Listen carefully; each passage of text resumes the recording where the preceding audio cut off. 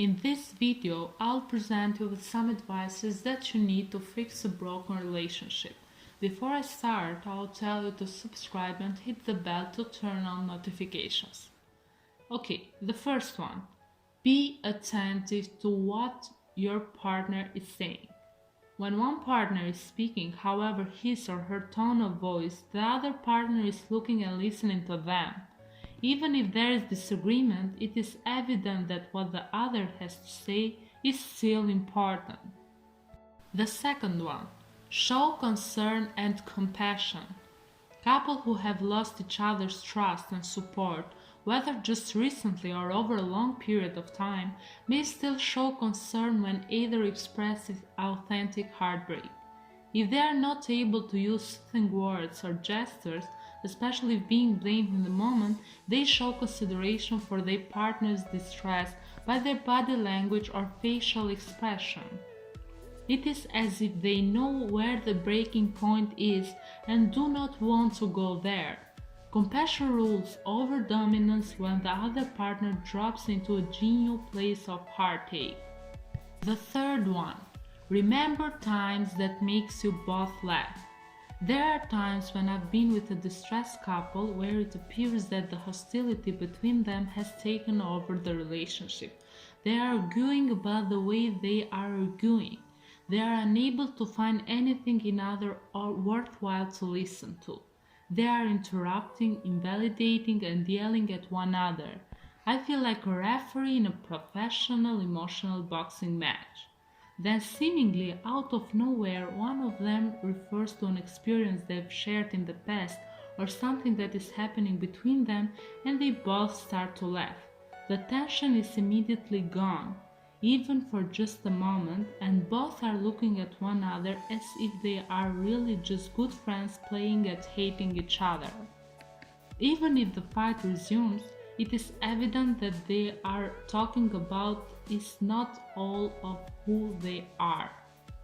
The fourth one. De-escalate conflict. Every couple knows how far is too far. Sadly, that underlying knowledge does not always keep them from walking too close to that cliff, and many relationships end because of that sacrilege.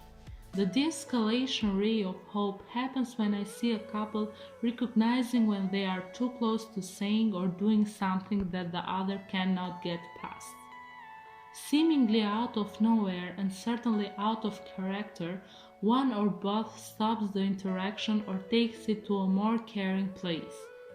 They are a shared knowing that certain words or ways of being may hurt too much to ever heal, or some actions from the past cut too deeply. It is clear to me that they have an invisible pact that keeps them from going over the edge. An important point is don't bring up issues from the past. It is natural for most people to use the past or other people to add clout to whatever they point out as valid in the moment.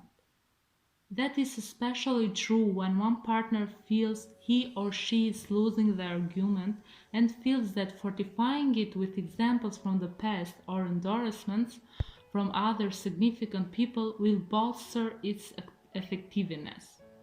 Couples who are good communicators stay with one issue at a time and talk about what they need from each other in the present. They don't try to persuade the other of a position that will be satisfying for them at the expense of the other. If one of them begins to falter, the other brings them back to the problem at hand, and that tactic is not only accepted but also appreciated. Another important point is have a basic level of trust. No matter how angry, hurt, or vengeful a couple acts toward each other in the first session, I can see that their distress with the situation at hand in no way suggests that their partners are basically flawed or unacceptable people. Challenges of acts of behaviors are very different from character assassinations.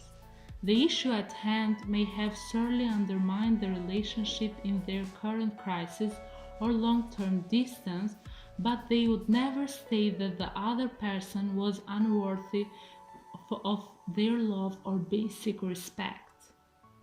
The seventh point that I would like to share with you is be accountable for your action and don't blame one another. Pointing finger as to who is the blame is a power play.